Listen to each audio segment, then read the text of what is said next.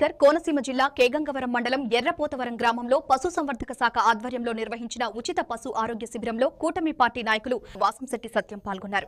ఈ సందర్భంగా మాట్లాడుతూ రైతుల ఆర్థిక పరిపుష్టికి పశుసంపదే ప్రధాన ఆధారమని, గ్రామీణ ఆర్థిక వ్యవస్థకు వెన్నెముకగా నిలిచే పశుసంపద పరిరక్షణకు కూటమి ప్రభుత్వం కట్టుబడి ఉందని అన్నారు. ఈ నెల 19 నుంచి 31 వరకు రాష్ట్ర వ్యాప్తంగా ఉచిత పశు వైద్య శిబిరాలు నిర్వహిస్తున్నట్లు తెలిపారు. ఈ శిబిరాల ద్వారా పశువులకు ఉచిత వైద్య పరీక్షలు, టీకాలు, మందుల పంపిణీతో పాటు పోషకాహారంపై అవగాహన కల్పిస్తున్నామని పేర్కొన్నారు. పశు ఆరోగ్య శిబిరాల వల్ల పశువుల మరణాలు తగ్గి పాల ఉత్పత్తి పెరిగి రైతుల ఆదాయం గణనీయంగా పెరుగుతుందని తెలిపారు. ఈ కార్యక్రమంలో కూటమి పార్టీ నాయకులు, పశు వైద్యులు, రైతులు పాల్గొన్నారు. చంద్రపురం నియోజకవర్గానికి వచ్చేటప్పటికి ఎక్కువ వ్యవసాయం ఉన్న ప్రాంతం అన్నది. మన రైతులందరూ కూడా పశువులతోటి మమేకమై ఉంటారు.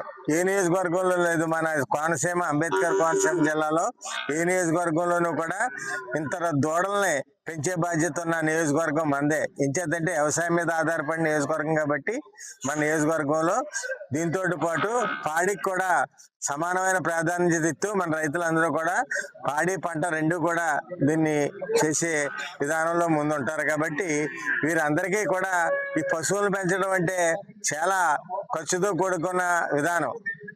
ఖర్చుకి దాని మీద వచ్చే రాబడికి సంబంధం లేని విధానం. కానీ మన రైతులందరూ కూడా పశువుల మీద మంచి ఆదాయాలు తీస్తూ ముందరికి వెళ్తున్నారు.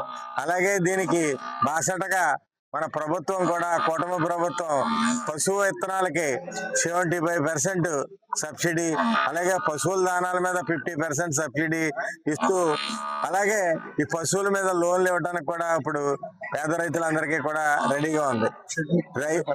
అలాగే మన గోకులం షెడ్లు కూడా 90% సబ్సిడీ తోటి గోకులం షెడ్లు కూడా ఇవ్వటం జరిగింది 2 దఫాలుగా. నియోజకవర్గం అంతా కూడా ప్రతి మండలానికి 2 దఫాలుగా 100 నుంచి 120 షెడ్లు ఇవ్వటం కూడా జరిగింది.